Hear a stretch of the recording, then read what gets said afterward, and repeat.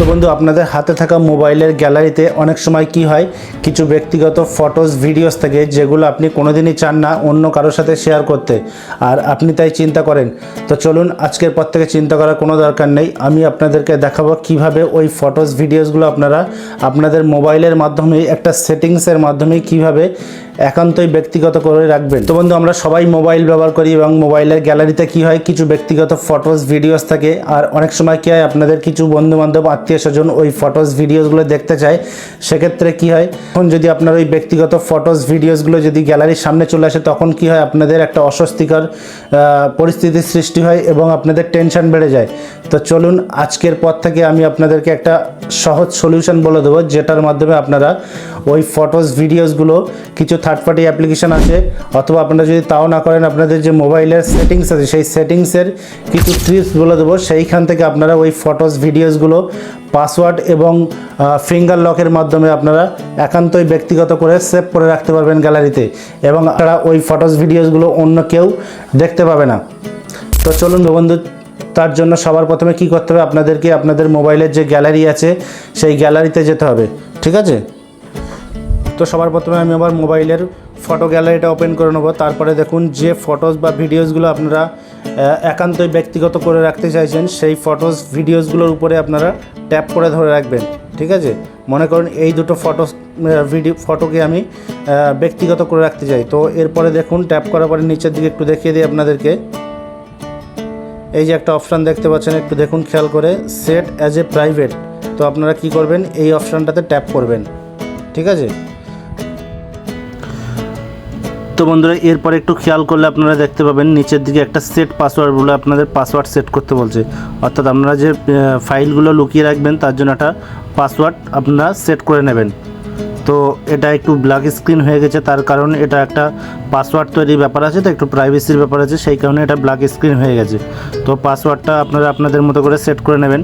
আচ্ছা, তারপরে একটু নিচের দিকে দেখেন একটা কোশ্চেন আপনাদেরকে এখানে রাখতে বলছে।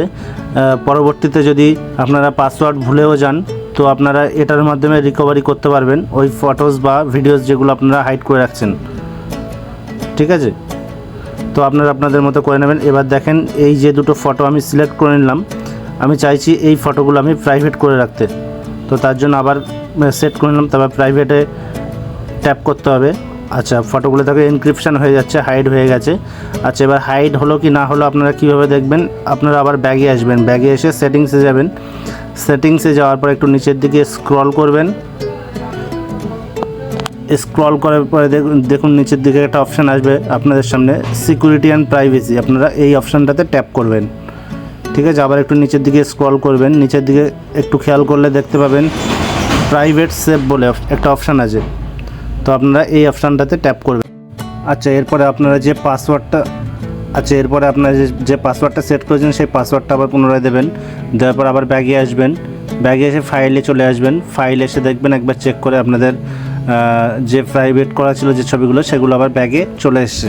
তো বন্ধুরা, আপনারা খুব সহজেই এভাবেই আপনাদের ব্যক্তিগত কিছু ছবি, কিছু ভিডিওস এভাবে আপনারা হাইড করে রাখতে পারেন, যেটা আপনি ছাড়া আর কেউ জানবে না। তো বন্ধু, আপনি যদি থার্ড পার্টি অ্যাপ্লিকেশনের মাধ্যমে আপনি এই কাজটা করে থাকেন, তাহলে অবশ্যই এই অ্যাপটা আনইনস্টল করার সময় প্রাইভেসি যে ব্যাপারটা থাকে, আপনি প্রাইভেসির ব্যাপারটা একটু ভালো করে বুঝে নেবেন, দেখে নেবেন, নিয়ে তবেই আপনি পারমিশনগুলো অন করে দেবেন। আর বন্ধু, যখন আপনি এর মধ্যে কিছু রাখবেন, তো আপনার তথ্যগুলো অবশ্যই আপনি ব্যাকআপ রাখবেন। তার কারণ আপনি যদি পাসওয়ার্ড ভুলে যান, আপনার ওই তথ্যগুলো, আপনি যদি অ্যাপটাকে আনইনস্টল করে দেন, তো ওই তথ্যগুলো সব মুছে যেতে পারে। তার জন্য আপনি ব্যাকআপ করে রাখবেন, আর পাসওয়ার্ডটা অতি অবশ্যই মনে রাখার চেষ্টা করবে। তো বন্ধু, ভিডিওটা যদি ভালো লাগে তাহলে ভিডিওটা একটা লাইক করবেন, আর বন্ধুদের সঙ্গে শেয়ার করে রাখবেন, যাতে তাদেরও প্রাইভেসির বিষয়টা তারা দেখে নিতে পারে। আর যদি ভিডিওটা ভালো লাগে অবশ্যই একটা গঠনমূলক কমেন্ট করবে। যদি আমাদের ইউটিউব চ্যানেল থেকে ভিডিওটা দেখে থাকেন, তাহলে চ্যানেলটাকে অবশ্যই সাবস্ক্রাইব করে দেবেন, আর পাশে থাকা বেল আইকনটাকে প্রেস করে দেবেন, যাতে পরবর্তীকালে যখন ভিডিও আপলোড করা হবে সবার আগে আপনার কাছে নোটিফিকেশানটা পৌঁছায়। আর যদি আপনারা ফেসবুক পেজ থেকে দেখেন, তাহলে অবশ্যই পেজটিকে ফলো করে রাখবেন সবার আগে আপনার কাছে নোটিফিকেশান পৌঁছানোর জন্য। Thank you.